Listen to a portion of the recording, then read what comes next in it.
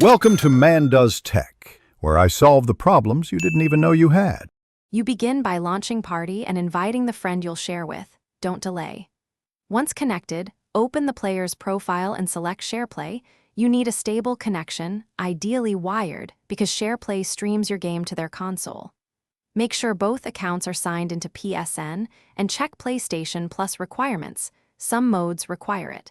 This initiates the session, and now you're ready to choose whether to hand over the controller or play together. Proceed to the next step. Now pick the SharePlay mode based on what you want to do.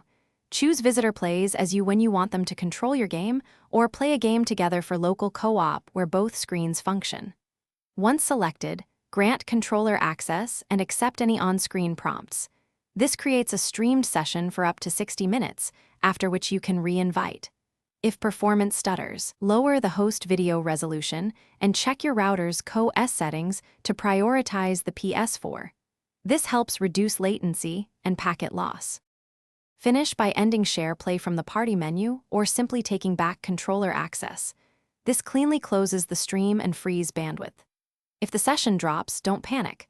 Restart your router, sign out and back into PSN, then re-invite the guest. Often that resolves transient network issues.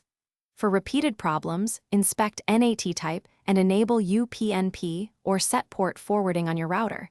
This improves peer-to-peer connectivity. Keep trying and adjust video quality to stabilize the experience.